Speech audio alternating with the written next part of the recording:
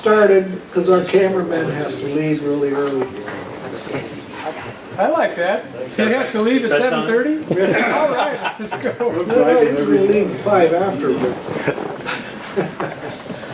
Okay, let's get started. Got the camera rolling? Okay, good.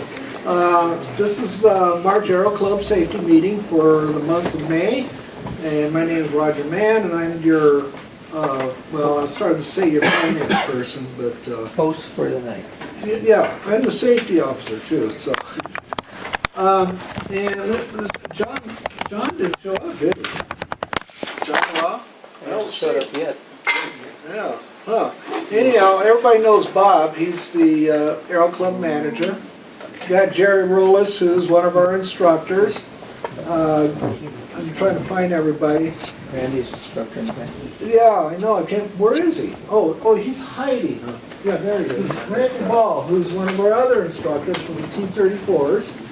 And I'd like to have our two newest instructors stand up right now. Stand up.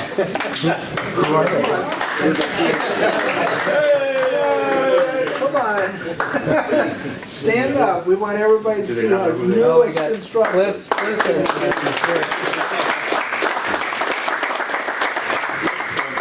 Yes, they are our newest instructors. I probably should make them give a whole speech, but I'll spare you for now, okay? Because you're going to be meeting everybody eventually anyhow. Let's see, who else is David G here? No, I don't see him either. Well, there's not anybody here. Wow. Okay. All right, so we've got a lot of exciting things tonight. Really, we do. Okay. The first thing we usually do is meet new people. And we already met one new person, hasn't even joined the club yet, but he's sitting right over there signing a piece of paper trying to ignore us. Stand up and introduce yourself and who you are. Hey everybody, I'm Mike Gilliland. I'm out here full-time as an ARC, C-17 Expediter.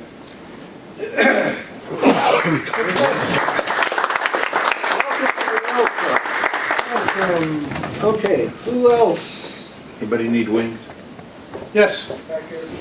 Says yes. Yeah, we got anybody back there that's new? I should probably introduce myself. Yeah, I think that might be. Yeah, good evening. My name's Cliff Schumann. I am a really old member of March Aero Club. I was a member back in the 80s for about 9 years, and then Uncle Sam saw fit to send me far east. So I went to Washington, D.C. and the Tyndall Air Force Base for a while. Retired as a colonel in July 1st of 2011. I'm a Black Hawk pilot, or I should say Pave Hawk pilot by trade, dual-rated guy in the Air Force. And then I went to work for American Airlines, and they offered me a great buyout a couple of years ago, but I decided that I'm young enough to take it and enjoy retirement. So I moved back here to California, which has been my home, and joined back to my home Aero Club again. Probably get to see all you guys out here.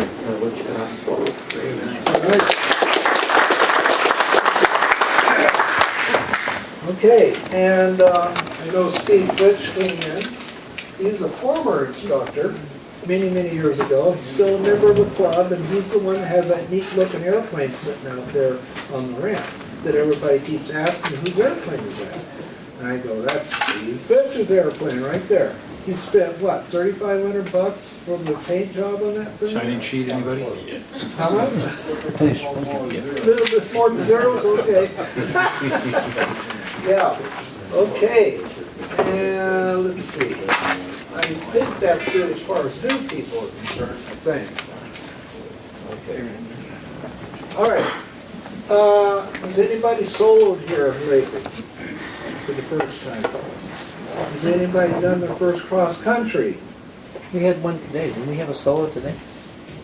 Um, We had a solo today, right, Jerry? Do we have a solo today? Oh, okay. That was last week. I'm good with that. But he's on swings on it. Yeah. Okay. Okay, so anybody has gotten a new pilot rating? Anybody gonna do the mic? Commercial Commercial pilot now. Up in the big boys now, Qualified to do absolutely nothing. Yeah, so congratulations. I did send an email out. I don't know how many people got it. Got it. Did you? Okay, all right. Yeah, I do it through Flight Schedule Pro right now, and if you don't hear from me through the emails, because my email, when Bob and I and the whole base were forced to download Windows 10, and we had to migrate everything, and mine didn't migrate back. So I have to literally start all over again, typing in everybody's email in order for that to work. So I've been doing it through Flight Schedule Pro, which is kind of, it's not, I mean, it's reliable and it gets it out, I guess, but it doesn't get it out until like sometimes several hours later. And also you ought to try typing an email in Flight Schedule Pro. Because it's remote, every time I hit a letter, I have to wait almost a minute before it actually puts the letter up on the screen. And it drives you nuts. So, You get old, you get slow. yeah, but I don't think that had anything to do with being old. Let's see. Anybody get violated by the FAA or anything? No? Okay, we had the maintenance guy came by today. Yeah. Paid us a little visit from the FAA. Patrick Gates.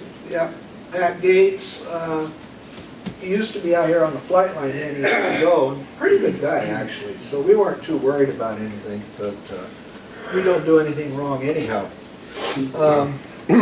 Okay, experiences. This is where somebody can talk about something that they can talk about, whether it be by our airplanes or their own airplane, like Randy, he owns his own airplane, or Steve Fitch.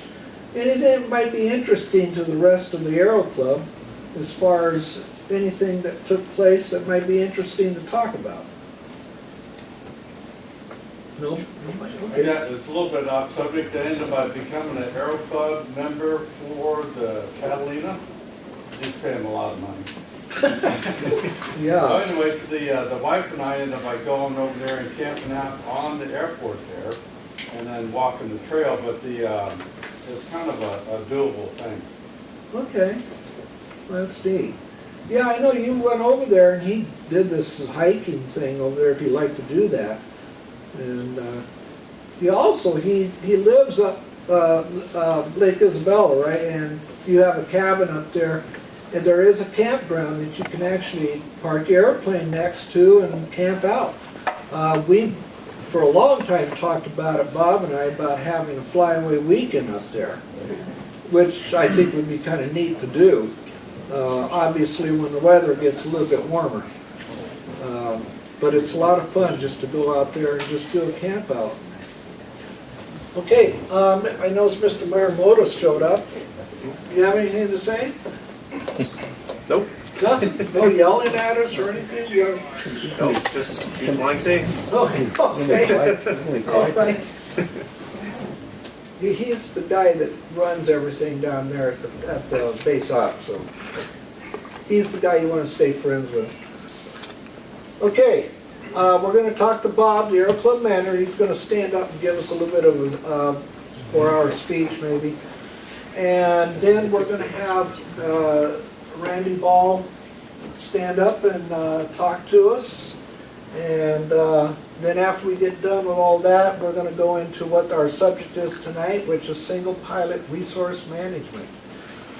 And we'll get into that in a little bit.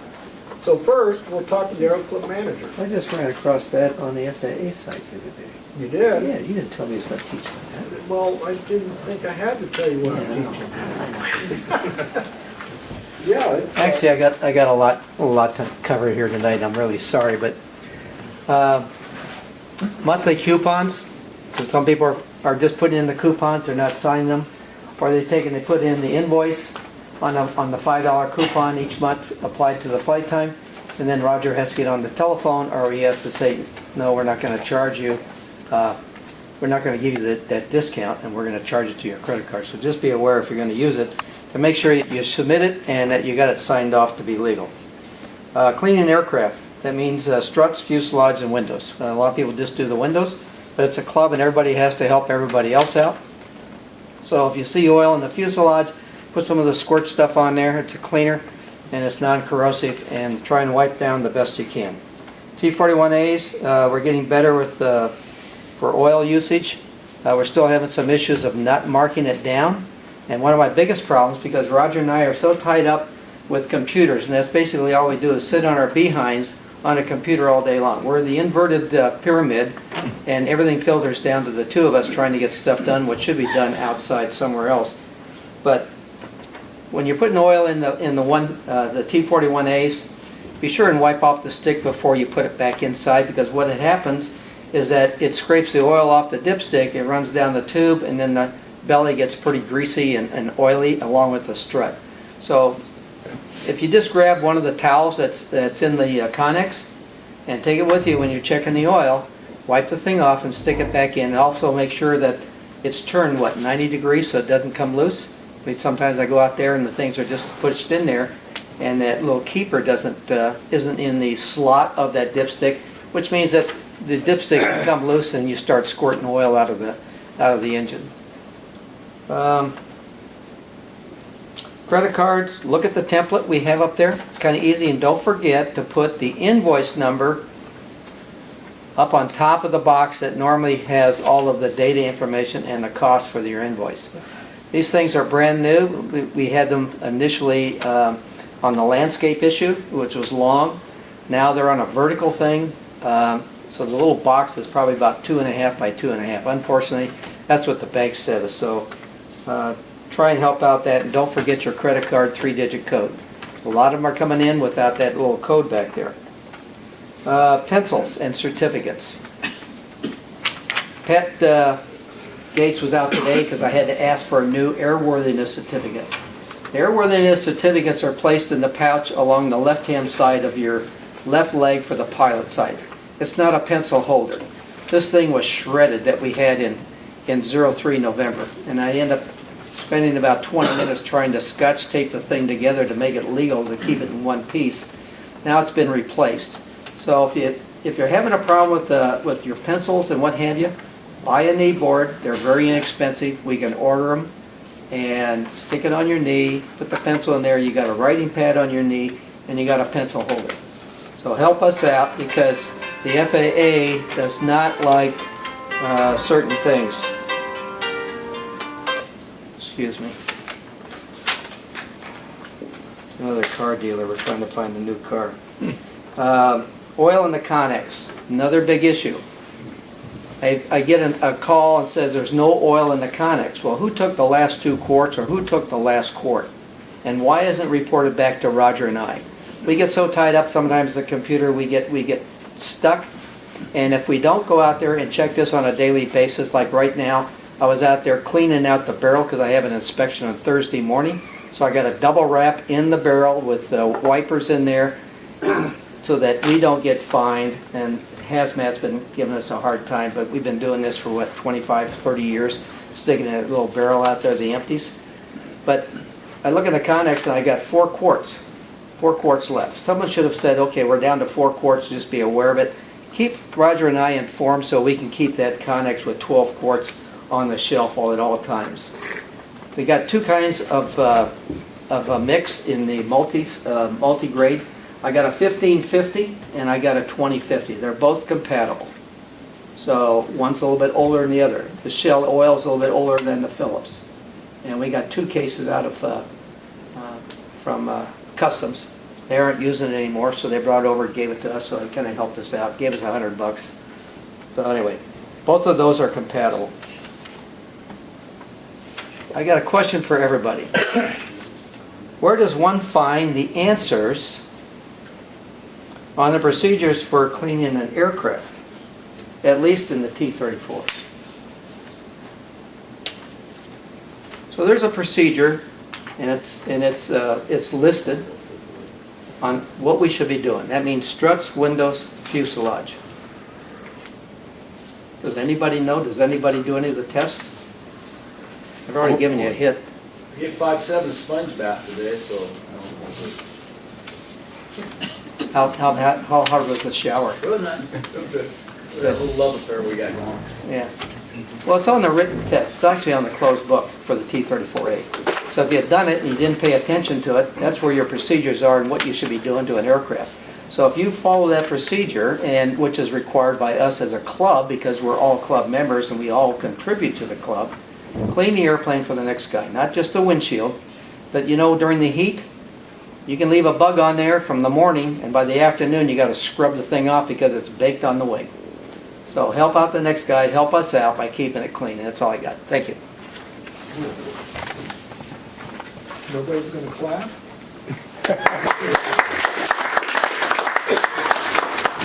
All right, thanks, Bob. Okay. Randy, do you want to do your...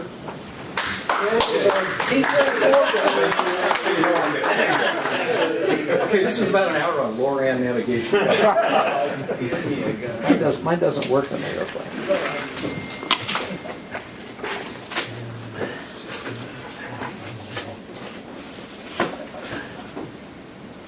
All right, I need the club manager up here.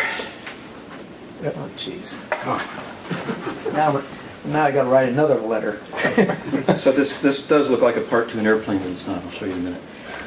So we are blessed to have 4 T-34s out there. There's no other aero club or club around that has old military training airplanes like we have that are still flyable and are usable and in pretty good shape.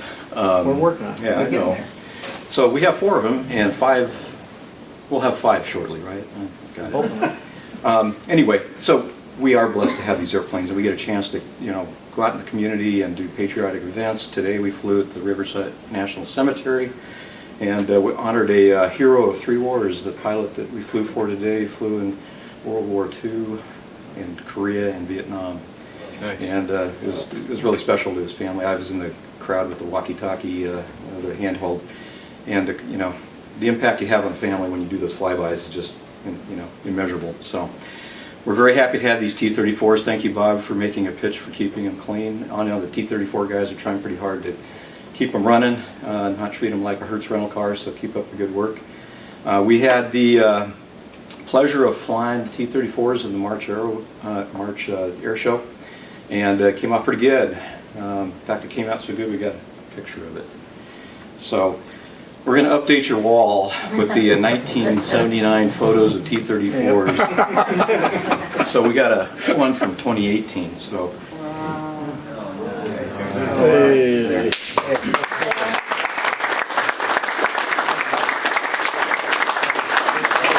Well, we're hoping actually by the end of the year we'll get a couple of these painted, at least the horizontal stabilizers. So that's my next thing. Okay. But anyway, oh, that's super. Thanks, General. When do we get to fly the yellow one? Yeah. we got to import a little help this year, but You got the keys. That's when they give me $60,000 so I can put a 520 in it and the 3-blade propeller. We got the plans, but unfortunately there's no We money. could take up a collection. I got $10. I got a buck. Bake sale. Anyway, this is for the club. And thanks, Randy. no.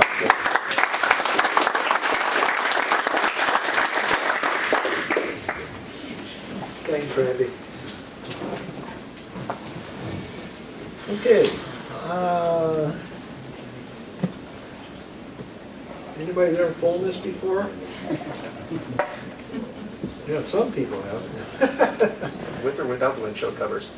Yeah, I know. Well, yeah, you take the windshield covers off, I think, because that's what you do. I think they fall off. Believe it or not, this airplane was way back when Jerry Rollis was my teacher, getting my instrument rating. The airplane used to have the habit of losing all power. And there was one time we were coming in for an approach here into March, and I mean, I was good. I was doing a good job. I mean, everything was right. The crosshairs were right like that. And Jerry goes, something's wrong here. Well, what do you mean? You can't be that good. And he sits there and we started looking around, and sure enough, the power of the airplane just died. Yeah, there was no power at all in the airplane. Of course, it was like that because it just went to 0. And then we, did a little funny. I think we got the power back, I think, and boom, came back, and then it really showed where I was at. But anyhow, yeah, this airplane's been around for a while. Those of you that like to fly it, I don't blame you. But 29 Foxtrot's a good airplane too, so. Okay. CRM. Better known as crew resource management. It's where the air crew identifies the hazards, they assess the hazards, they prioritize the hazards, make decisions based on the priorities, develop an action plan, and evaluate the results. And it's something that I know you Air Force guys, and I'm sure the Navy too, has gone over before. Operational risk management, they have different vernaculisms for it. Civil Air Patrol uses it. They call it operational risk management because they don't want somebody who does stuff on the ground not to feel bad. However, but you know, the problem is we fly an airplane of crew of one. Oh, by the way, that's my granddaughter. She's sitting behind the wheel of a KC-135, and that's what she wants to be, is a KC-135 pilot. So, anyhow, so what do we do about this thing about, you know, crew resource manager? Well, you know, you just throw it out the door, you know, and forget about it. Well, actually, there is, FAA actually does pay attention to this kind of stuff, and they call it Single Pilot Resource Management, or SRM. I was a bit surprised when I started researching this, and holy smoke, they got all kinds of material about single resource management. And many of you who have flown an airplane IFR, single pilot, know how busy it can get. But it can also be really busy just flying VFR, especially when you get into areas where you got a lot of high traffic problems, and especially at French Valley. But anyhow, San Diego, any of those places. So this is just a crash course. There is so much more material about this. There really is. I could have spent 2 or 3 hours on this in here, but I figured most of you probably would fall asleep or leave. So we'll just do a real quick overview of this. What is single resource management? By definition, is the art of and science of managing all resources, both on board the aircraft and outside the aircraft or sources, available to a single pilot prior and during flight to ensure that the successful outcome of the flight is never in doubt. When me being in the Civil Air Patrol and the Air Force both, I've just been ingrained with crew resource management and also operational resource management, which involves ground stuff and other things too, other than flight crews. And I actually had a full week's course in the Air Force on this stuff. And believe me, you can really get into in-depth, I mean really in-depth procedures as far as doing and evaluating the risk of anything you do. Every single one of us go through risk, no matter what we do. Driving out here just to go fly an airplane, you probably take a greater risk than you do flying the airplane. And I know, like Jerry, he drives through that Ortega Highway, where there's all kinds of accidents all the time. And you know, there's a lot of risks that we do take. In aviation, you know, we take risk, but you have to measure what the risk is according to what you want to do. I mean, if you're sitting out there and you really need to go from point A to point B, then you figure out, well, which is greater? You know, staying home, watching TV, or if you need to get someplace, whatever the situation may be, you've got to measure that risk. And then there's always some kind of a risk that's a little bit higher than what you need it to be. You know, when, like Civil Air Patrol, they really push, if you're just doing an exercise, you're not going to be taking risks that you would do if you were in a mission. Same goes for Air Force or Navy or Marines, any of you guys. You don't take chances when you're just doing an exercise.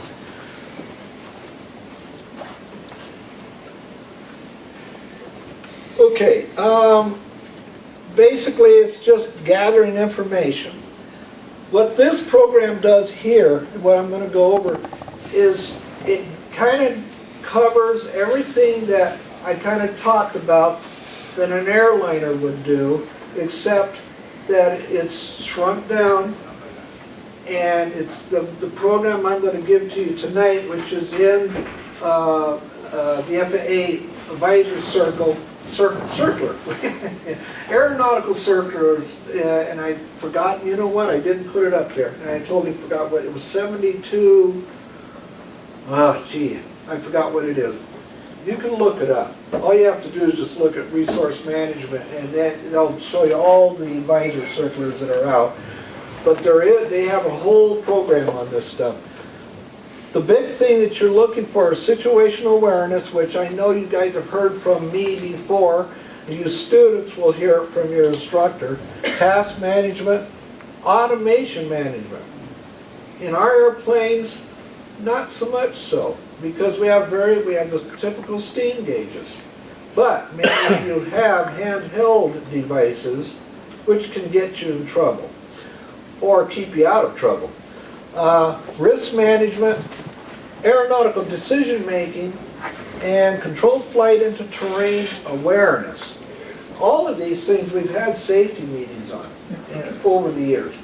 And that's just stuff that, especially you new guys, you students, of course, you're going to be reading all this stuff up, and I know Jason will make sure you learn all this stuff as our new instructor.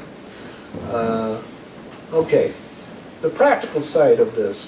Okay, how to identify problems, analyze and stay informed, and timely decisions is not a straightforward thing. In other words, basically, there's theory and then there's real life. And what they try to do here, that I'm going to show you real quick here in a minute, they're trying to keep it real life. They're trying to keep it so that it's not some kind of a theory. The Air Force, I can take you back there in the back room when the C-17s do their briefings, and I can show you a form that has all these numbers on it, and they're supposed to go through this form, and if the amount of numbers that add up to a certain total number, if it goes past a certain point, they're supposed to either not fly it or they need to redo stuff in order to take off and fly. You're in a way doing that here, except that you're doing it more in a very quick manner. Most of you guys know how to get your information. Each of you students will learn that too. What are the sources you can get the information from? Let's see, the last statement down there, of course, each pilot is expected to analyze each situation. And each one of us has a different level of experience. The older experienced guys will know a little bit more than a person who's brand new. Hopefully your instructor will teach you enough as a student to keep you out of trouble. As you get the experience, then you start putting that on top of that. And then you just build from there. The practical side of gathering information. Okay, you have inside and outside. Inside, what do you have on the inside? Okay, well, one of the things that you can use is your passengers, if you carry passengers. They can do all kinds of things for you. In that situation, and in reality, you actually kind of have a crew, even though they may not know anything about flying, but can they spot another airplane coming at you? Yeah, can they hear a radio message? You know, if ATC is calling, can they hear that? If you got a good headset, some airplanes do have a speaker. I don't know if I think we have, a couple of our airplanes do. But your passengers can help out. If you get into trouble or something happens, you can even hand them a checklist. If they can read a checklist. If you have a pilot that's a passenger, very important, know who's going to do what in case you do get into an emergency. Don't just leave it that you get on the airplane with another pilot and he's just going to sit there. Probably not. He's probably going to try to help you out. Handheld devices, and of course we all have, not all of us, but most of us in this room I know have their iPads or their devices which have all kinds of information to get to, some more so than others. Some are very minimum, some of them they have everything in the world. If you got, how many here have, what do you call it? That's ForeFlight. Okay, yeah, good portion of you do. So, you know, you have right there a wealth of information that you can get to help you make decisions. External, of course, you got ATC, flight following, flight services. You got fellow pilots that you could talk to. Many of us, of course, you know, you hear a pilot talking about, you know, they're talking to ATC and reporting that there's a lot of rough weather down here. You know, things that are real world stuff that are happening right now. And believe me, you can weigh really heavy on that because you're listening to somebody else. Of course, also pay attention to what kind of airplane it is too. I mean, if they're flying a 747 and they got moderate turbulence, well, you probably want to stay out of there because your airplane that probably is not going to handle that too well. But if you got like a, you know, Super Cub that's reporting moderate turbulence, well, yeah, then you're probably going to be okay. So think about a little bit where you're at. Again, you got to be situationally aware. Okay, the greatest benefits out of the FAA Risk Management Handbook. They do talk about single pilot risk management. One of the suggested practical frameworks is a day-to-day flying is the 5P approach, okay? What it does is it takes these super complicated ORM sheets and kind of shrinks it down to a common practice that you can do just sitting in the cockpit of the airplane. Of course, it starts before the cockpit of the airplane. It starts your pre-flight planning, which is your paperwork, and then, of course, the practical side of pre-flight planning, which is the pre-flight on the airplane. All of this stuff you got to take in consideration. What this does is get you through it faster, and it also makes it so that you don't get discouraged by sitting there and trying to fill out some form. Believe me, the FAA does have all kinds of forms for you to fill out for risk management. They're all over the place. AOPA has them. But one of the things they found out in research is that they found that everybody does an ORM or a risk management form while they're in training, or at least in places where they require you to do it. But they found that almost 100% of pilots, when they get out and start flying daily, pretty much don't do it at all. So that's one of the things, what they're trying to do here is trying to get people to think through this stuff. There's a lot of people that get in plane crashes out there, and a lot of it is stuff that could be avoided if you just think through. We've had plenty of safety meetings in here where we had guys taking off and going from A to B, where the guy gets to B and finds out, as a matter of fact, I think it was 2 safety meetings, we talked about the guy that got there and found that the airport was closed and he couldn't land there. And so he had to go someplace else where he didn't do enough planning ahead of to find out, first off, that this was the case. Number 2, he didn't quite have enough fuel to, well, he did make it to his destination, but not without a whole lot of, you know, other ramifications that happened there. So you need to think ahead. What this thing does is help you think ahead in those kind of things. Okay, let's get into it. The 5P. Okay, the first one is plan, the plane, the pilot, the passengers, programming, and again, this is not meant to be just another one of these mnemonic things where you just memorize and do that type of stuff. It's not meant to be that way. FAA says you can use whatever it takes that helps you do it. You can either do it this way or something similar to this. But they find it does work. Okay, we'll just go quickly through each one. Don't worry, we'll get out of here probably long before 8. Plan. It may seem obvious, but sometimes it takes a reminder to remind you to plan. There's been, I knew a guy up in Northern California out of Ukiah that did the same thing. He didn't plan at all, and he took off, and they found him up on a mountainside. And the only thing they could figure out was this guy, he didn't figure out, well, the weather got bad, and there was a couple other problems that took place, but this guy didn't do any kind of planning at all. And they found that out through other people that were on the ground.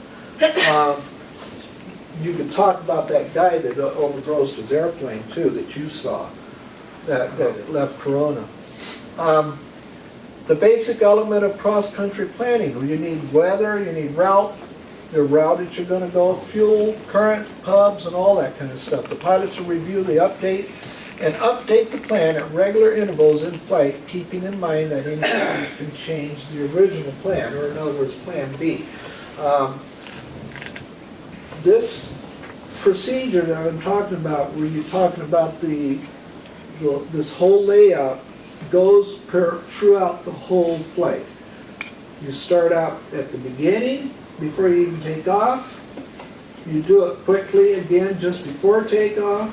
You do it again when you get to the top of climb, then just before you descent, and then just before you get into the airport environment. And all this stuff, as you all know, you all do it automatically for the most part, most of you old-timers especially. But something like this is just a little thing that kind of helps. The airplane.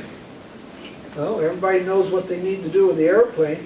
You need to do the pre-flight. You need to check the equipment, especially the avionics. Where are you flying to?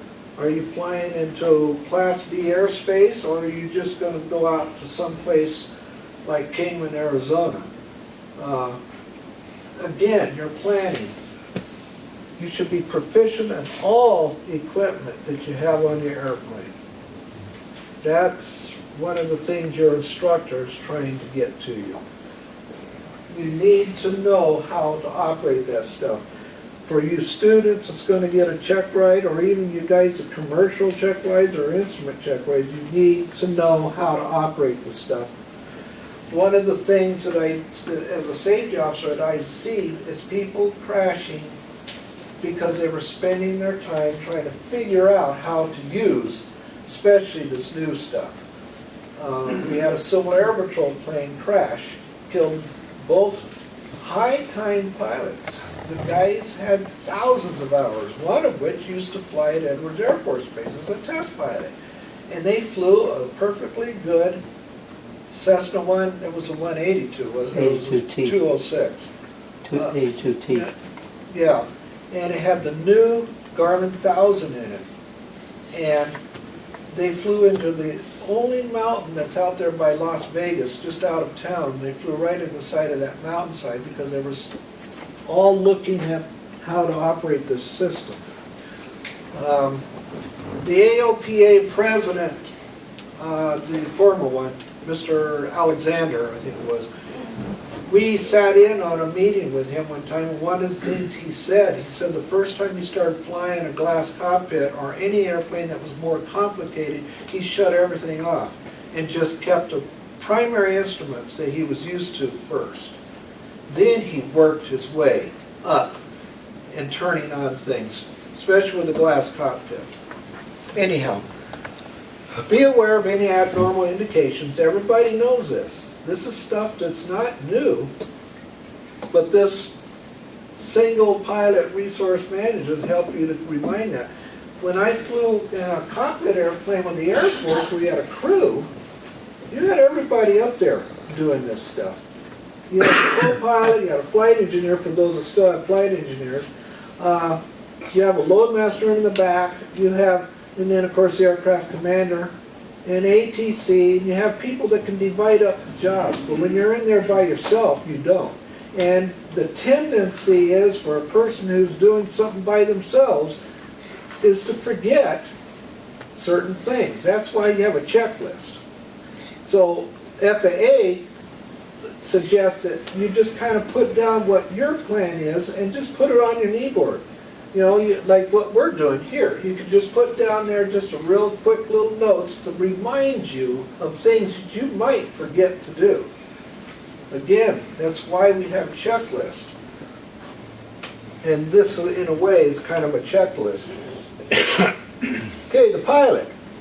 And of course, everybody that's been flying for any length of time has recognizes this. I'm safe. That is a vernaculism. Got illness, medication, are you on meds? Stress. Well, you know, most of us could end up not flying at all if every kind of, you know, everybody has stress. Alcohol, you've been drinking. Fatigue. FAA actually has an advisory circular out that is fatigue risk management. They actually have a whole thing on that. That's something that in the military, and I know all you guys who've flown in the military have been through that. And so it's one of those things, it can be a deadly issue. And we all have stories on that.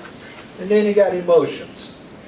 Like the guy that flew the A-10 in formation and then just flew the airplane right into the ground, and they didn't know what was going on, and found out that the wife and him had a huge argument that morning and threatening of divorce and all kinds of stuff going on. And, you know, even though they couldn't ever talk to the guy about it, but they had a high suspicion that, you know, that it was because of what happened that morning with his wife. And he just took the airplane and just flew it right into a mountainside. Things like that. So there's also all kinds of things that you can check on yourself here. You don't have to use I'm safe. You can use anything that helps you know that you can fly the airplane or not. And you got to be honest with yourself. That's probably one of the biggest things. Be honest with yourself.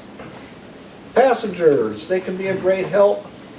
However, there are physiological discomforts, anxiety of the flight, desire to reach the destination. I've read several articles as a safety officer where people literally went into a panic, and the pilot got so distracted that fortunately the one article is that, I mean, he was able to live to tell about it, but he did ding an airplane because the passengers were just freaking out. That's one of those things. Hopefully you will make your passengers understand what's going on ahead of time. That's one of those things where you just hope that somebody doesn't grab a hold of the wheel and just, you know, with that death grip. I know instructors can run into that with a student. I had a good friend of mine where that happened too. Fortunately, he was able to get it out of his hands before they crashed. This was up at San Luis Obispo. And so, you know, passengers can be kind of funny. If you know them really well, then you might be, you're probably okay. If the passenger is a certified pilot, again, I'm going to bring it up, it's important to make sure that you understand, or they understand, who the pilot in command is, especially during an emergency that happens. When I went to a class at the FSDO office when they were still holding them over there before 9/11, before they closed up the building over there, they used to hold safety classes in the FSDO office. And one of the subjects was pilot in command. What does that mean? And holy smoke, you should have heard the stories of I mean, literally fighting over who was going to be the one in charge. And one of the things they really pushed was the fact that you need to decide it before you leave the ground. Don't wait until you're in the air, because you always have somebody who thinks they know a little bit more than you do, or vice versa. And in the particular cases that they were bringing up, they had one pilot was sitting in the back seat, and the pilot up front, and this guy in the back seat had more experience than they did. And so you kind of had the back seat driver. Now, the problem with that little scenario was that when the plane did crash, they got out of it, all three of them got out of it. The NTSB, when they investigated, the FAA violated the guy in the back seat, believe it or not, because he had more experience than the guy up front. And the guy up front was not going to relinquish his pilot in command. It was one of those situations they loved to bring up, you know, that was strange, it was different. And FAA did violate the guy in the back seat. So that's one of those things you need to work on. Watch out for that. Programming, yes, what we talked about already a little bit. Again, the only thing I can really going to say here, know what it is you're doing, okay? Whether it's built into the airplane, or like our airplanes, we really don't have anything that's that difficult. But if I know many of you have that iPad, and I hope that you guys know how to use it. If you get into a situation where it's an emergency and you need to get out of a situation, know how to reprogram that flight. Know how to do it without even thinking about it. Even if it takes having to sit at home and practice and practice and practice it. Now I know most of you probably already do. But not everybody is, what's the word I look for, tech privy, you know. Jason over there, who's the computer geek, probably could do everything in seconds. But then again, you know, you get me in there, or Bob. Bob would just fall asleep, I think, but like he's doing now. So be really careful when you are depending on high-tech stuff. Okay, that's just the end of what I'm pretty much done unless somebody's got questions. Well, Jerry, you have something to say? No questions. No questions, oh yeah? Okay, I'm going to aviate, navigate, communicate. Fly the airplane, fly the airplane, fly the airplane, fly the airplane. I can't overemphasize that. Too many airplanes have crashed because they totally forget about this right here. Don't be afraid of ATC.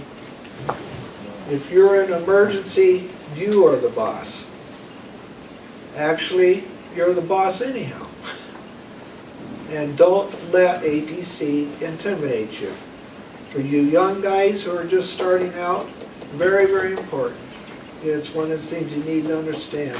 ATC is there to help you, and you do what you can to follow what they tell you. But if you get into a situation that you find that could get you in trouble real quick, then you need to tell ATC that I am either, you're a student pilot, or I'm in a situation that's critical, and if you have to, declare an emergency. Okay? Well, that's just a little burp on if you miss a safety meeting. Some of you are a little confused on that. If you miss a safety meeting, you can make it up by watching the YouTube. Jason's going to run right home tonight and download that on YouTube tonight. I just know he will. And you watch the YouTube, and if you do it at home, There is a 10-question quiz that you do have to take, because we are, oh, that's what I was gonna say, we are being inspected next month. And for us, it's a biggie. It's one of these ones from Aero Club headquarters. They're gonna scrutinize everybody's personnel files. And they're gonna bounce from the computer, see when you flew last, and then they're gonna look at your physical personnel file to see if everything in there says that you are current and qualified in the airplane that you just flew. So you instructors especially, you know, you guys need to be on top of that too, because they're gonna look at you guys first.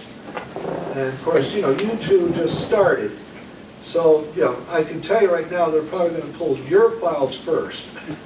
And then Jerry. Yeah, and then John's. So, anyhow, Did you want to cover the safety master, the May issue on safety? well, oh, you mean as far as, Everybody getting, well, okay. Yeah, somebody got into the computer, it must have either been today or last night, I don't know when. But in the FTP program, there's only supposed to be the instructors, Bob or I, to be able to get into the administrative part of that program. And the reason why is because somebody somehow got in there and changed the safety meeting to May. We haven't even had the safety meeting yet. We haven't even done it.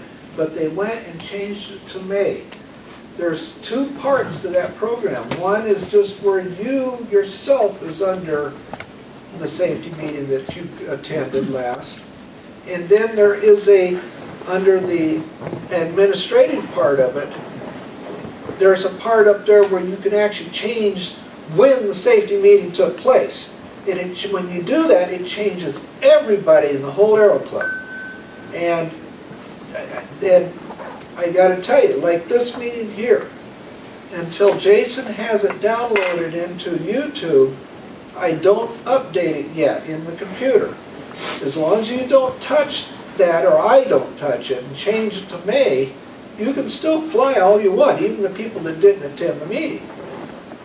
Now, once it's been downloaded onto YouTube, now I change it and I put it May meeting. Okay, now it templates it to everybody, and now it sits there and looks to see if you were at this meeting or not. But nobody needs to get into that part of the computer at all, and somebody got into it within the last 24 hours and changed to May, and we haven't even had the meeting yet. And it screwed up a couple of people that tried to check an airplane out today, telling them that they were grounded because, you know, I think Randy Ball was one of them, and he's sitting there going, wait a minute, what? I was at the last meeting, which was April. So, you know, we changed the password to the administrative part a couple of times already because of this situation. Okay, enough said on that. Any questions? yeah, I want to talk about one issue. Okay. Anyway. It's kind of non-related to aviation, but I want everybody to think about a couple things. Had a very good friend die yesterday morning at Big Bear. He's the Civil Air Patrol Vice Commander for Group 3. They found him on the floor dead with his arms over his head. He had been sick and throwing up from the night before. It's over 24 hours. I didn't give it much thought until I thought about my father. He was tinkered on the car at Lake Arrowhead, felt crappy, pardon the expression, walked up the steps and started throwing up. He threw up for about half a day. My sister was called by my mother. She says, call 911, get him to the hospital. They got him to the hospital at St. B's with a heartbeat of 17. And I'm thinking about Bruce Black, whether he had enough oxygen under the same predicament coming up with heart failure when an individual who's just about 60. So if you're sick and you're throwing up and it's more than 12 hours, I highly recommend that you either go to emergency care, go to the ER, whatever it is, and check, because we don't know whether that heart is failing. He basically had something like a short in his heart. He was 90, 92. And it took 2 pacemakers to straighten him up, and then the last one failed and he passed away. But we don't know what takes place if we're sick. We should not be throwing up for over 24 hours. This guy was a super gentleman. I bring it about just because it affected my life. And I don't know how it's going to affect either one of you if this happens to you.